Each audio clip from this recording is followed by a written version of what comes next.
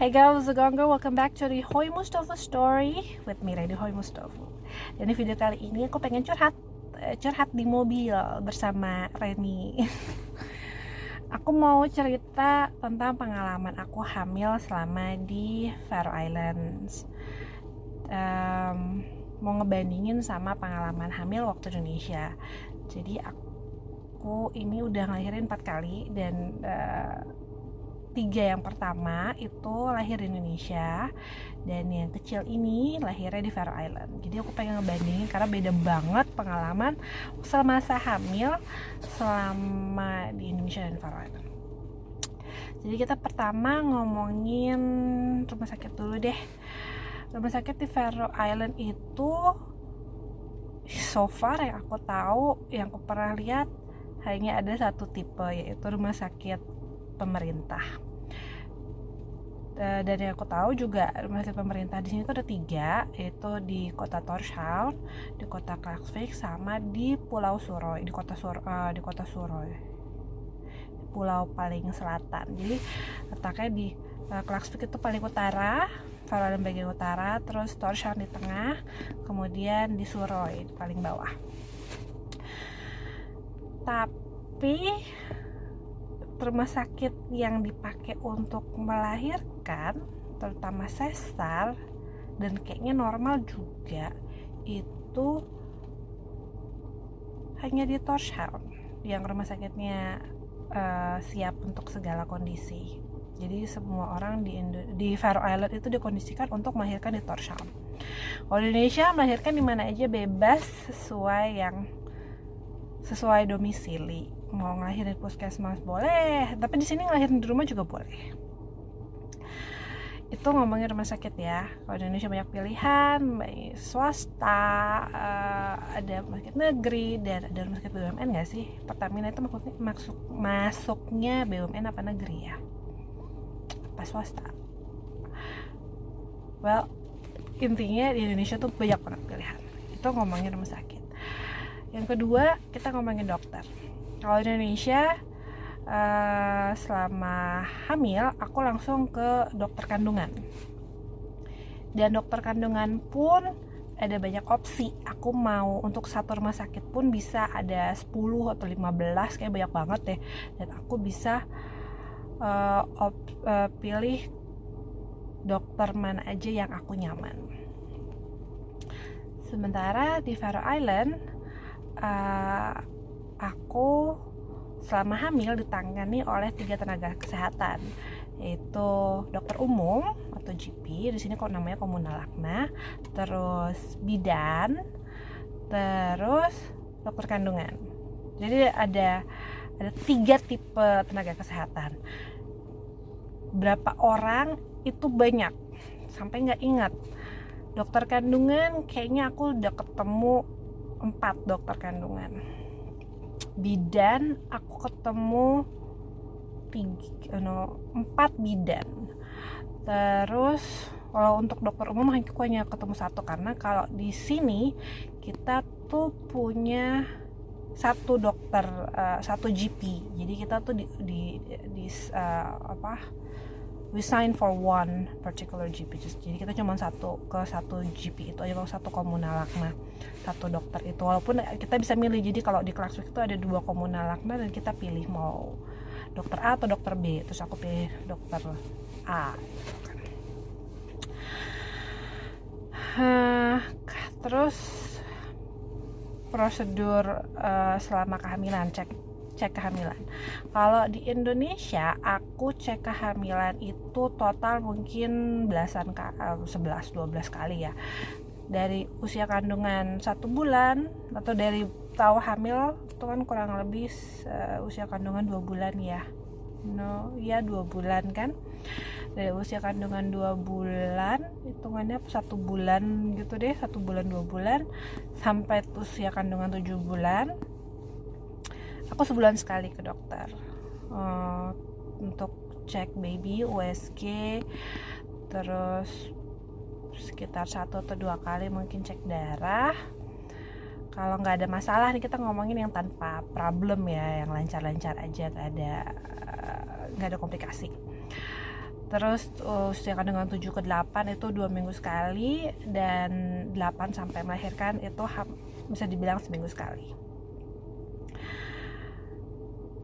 Jadi total 7, 8, 9, 10, 12 lah. Dan ke-12 pertemuan itu hampir selalu pasti USG. Dan di awal pertemuan tentu yang USG yang intravagina yang di dalam. Di sini aku USG itu kalau tanpa komplikasi normalnya itu hanya 3 kali USG, dan itu ketiga USG itu hanya bisa dilakukan di dokter kandungan, jadi nggak bisa di dokter umum.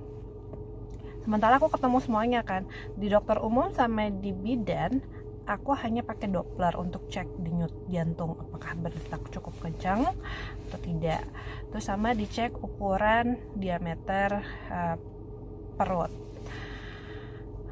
sama berat badan, dan yang pasti selalu itu adalah mau ketiga tenaga kesehatan itu aku selalu cek urin untuk mastiin bahwa aku masih hamil. Untuk mastiin bahwa dari urin sampelku bahwa kondisi kehamilanku tidak ada masalah, baik itu gula atau lain sebagainya. Terus ada satu kali aku ke bidan, tapi bidannya di Tórshavn. Aku di USG, aku pikir aku ketemu dokter kandungan karena dibilang mau USG kan, tapi ini ternyata aku di USG sama bidan, dan ini USG-nya detail banget. Apakah harus sedetail itu aku juga nggak tahu, detail banget, yang benar-benar dia cek kepala ukur, terus cek kupingnya ada 2 enggak, matanya ada 2 enggak, hidungnya ada enggak gitu kan, denyut jantungnya gimana. Terus USG-nya juga berwarna gitu, yang ada merah biru, jadi tuh kelihatan denyut jantungnya aliran darah di jantungnya gimana, katupnya normal enggak. Terus sambil nanya-nanya riwayat kesehatan di keluarga, ada yang punya jantung atau enggak, ada yang diabetes atau enggak. Itu 2 hal itu yang selalu diulang-ulang, ada yang punya jantung, ada diabetes, itu penting banget. Terus ngeliat kakinya, panjang kakinya, bentuk kakinya normal apa enggak, tangan ada 2 apa enggak, sampai ginjal, dinyariin ginjal. Sebentar ya, saya belum nemu ginjal yang satu lagi. Jadi sempat ada momen dia ngurek-ngurek, bentar, saya nggak bisa selesai sebelum saya ketemu ginjal yang satu lagi. Oke. Itu pengalaman USG yang paling unik. Dan kebetulan kehamilan yang keempat ini agak sedikit komplikasi, jadi agak lumayan sering ketemu dokter kandungan, dan itu harus bolak-balik ke Tórshavn. Apalagi ya, itu ngomongin soal USG. Sama aku di sini dapat cek darah itu nip test sama diabetes. Terus begitu aku bilang di keluarga ada yang punya riwayat jantung, aku langsung dikirim ke dokter kandungan yang spesialisasinya adalah memperhatikan jantung bayi. Jadi benar-benar dicek lagi, USG lagi, dicek jantungnya. Oke, jantungnya normal, nggak ada masalah. Detail banget karena mereka mau mastiin tidak ada komplikasi setelah saat melahirkan, dan mereka siap, rumah sakitnya siap, karena kalau seandainya mereka khawatir akan ada komplikasi, akan ada sesuatu yang bermasalah, aku akan dikirim ke Denmark. Tapi untungnya enggak ada komplikasi sih itu selama kehamilan aku. Kehamilan yang keempat ini banyak banget trouble-nya. Di minggu pertama, di minggu ke-6 dan minggu ke-12 aku pendarahan, aku pikir aku keguguran. Cuman ya karena nggak ngerti kenapa untuk cek USG itu aku harus selalu ke Tórshavn. Sempat nanya sama dokter yang di Klaksvik, emang nggak ada alat USG apa? Yang di Klaksvik bilang ada, cuman dokter yang pegang alat USG nya nggak ada. mungkin itu benar kayak gitu alasannya, atau nggak ada alatnya, atau alatnya rusak, aku nggak ngerti. Aku selalu dikirim ke Torshavn, dan kadang tuh suka sebel karena kalau weekend itu dokternya nggak standby, yang kita ke rumah sakit tuh dokter dar gitu di emergency room tuh enggak, seringkali suruh nunggu. Jadi kemarin waktu bleeding itu udah ke emergency room terus nunggu pula. Habis nunggu dokternya bilang kamu harus ke Torshavn, tapi dokter di Torshavn baru ada besok, jadi nunggu lagi. Karena dikira keguguran kan, siap-siap kuret tuh, disuruh puasa, udah puasa 12 jam, terus sampai Torshavn 2SG ternyata bayinya masih ada. Kan tau gitu ngapain gue udah suruh puasa, tega bener, lapar gue, aus. Itu aja sih sebelnya. Jadi apa-apa harus ke Torshavn. Dan untungnya sepupunya Martin ada yang punya klinik private yang punya alat USG. Dia belum certified dokter kandungan, tapi dia dokter umum yang punya klinik swasta khusus untuk USG 3 dimensi. Nah itu dia, di rumah sakit tuh ada kayak alat itu cukup canggih, orang sampai bisa ngelihat aliran darah. Harusnya kan bisa 3 dimensi, cuman enggak komersial, jadi mereka nggak mau yang oke, ini ya buka bayinya, enggak, mereka hanya fokus hanya melihat yang penting-penting aja. Nah jadi akhirnya sepupunya Martin tuh buka klinik khusus untuk USG, dan USG itu untuk fokus hal yang manis-manis gitu loh. Jadi pengen lihat USG 3 dimensi tapi berbayar, sama juga klinik private. Nah tapi karena sepupunya Martin, aku kemarin 2 kali trouble itu males. Walaupun akhirnya kehaun juga, tapi karena nggak mau nunggu lama, sempat mampir ke kliniknya dia untuk ngecek bayinya masih ada apa enggak. Ternyata masih, puji Tuhan masih, dan aku melahirkan dia dengan selamat.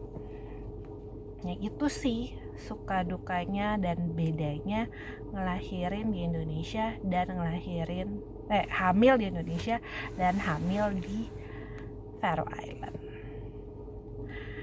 Kalau di Indonesia aku waktu itu pakai asuransi kantor dari suami bapaknya anak 1, 2, 3, dan kebetulan di cover, jadi ngerasain nggak bayar selama hamil dan melahirkan. Di sini puji Tuhan juga negaranya menggratiskan layanan kesehatan ya, tapi nggak bisa pilih-pilih. Nah itu kan dokter pun aku nggak bisa pilih-pilih, cocok nggak cocok ya terima aja, apes-apesan. Mau melahirkan belum tentu aku dapat melahirkan sama dokter A, karena dia tergantung shift. Jadi bisa jadi aku kebetulan gitu kan, tiap kali check up saat ketemu sama dokter kandungan dokter A, terus pas melahirkan dapetnya dokter B. Tapi aku kebetulan ketemunya 4 dokter kandungan, kalau nggak salah di Faroe Island hanya ada 4 dokter kandungan. Ya aku ketemu semua karena ada masalah kan, ya ketemu semuanya, terus ngelahirin sama dokter yang lain lagi. Tapi untungnya medical record aku itu online, dan dokter di sini tuh detail banget dalam mencatat rekam medis. Bahkan dia kadang-kadang sampai voice record saat konsultasi untuk mastiin dia kasih informasi yang nggak salah sama rekan sejawatnya. Terus juga mereka saling berdiskusi untuk mengambil keputusan. Jadi nggak satu dokter langsung semena-mena langsung oke, kita operasi gitu kan, nggak. Mereka menurut saya sih operasi, tapi sebentar ya, saya tanya teman rekan sejawat saya dulu, saya konsultasi dulu. Jadi mereka konsultasi juga, terus kadang, dan dokternya jadi nyari third opinion, second opinion, third opinion, and so on. Terus mereka mencari keputusan bersama, kayaknya sebaiknya operasi atau tidak operasi, atau apakah ada jalan lain atau enggak. Jadi di sini dokternya gitu.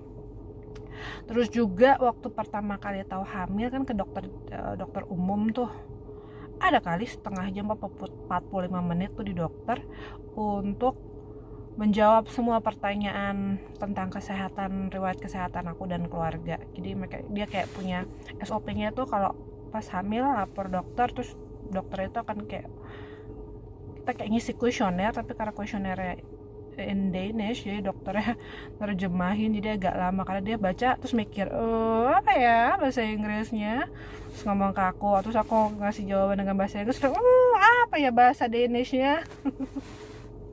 Jadi lucu aja sih, seru dan aku bersyukur ngelahirin di sini dan hamil di sini, walaupun agak menyebalkan lamanya layanan kesehatannya, tapi mereka sigap dan baik banget. Oke deh, sekian curhat aku yang kayaknya nggak mau aku edit jadi panjang, maaf ya, but thank you for listening.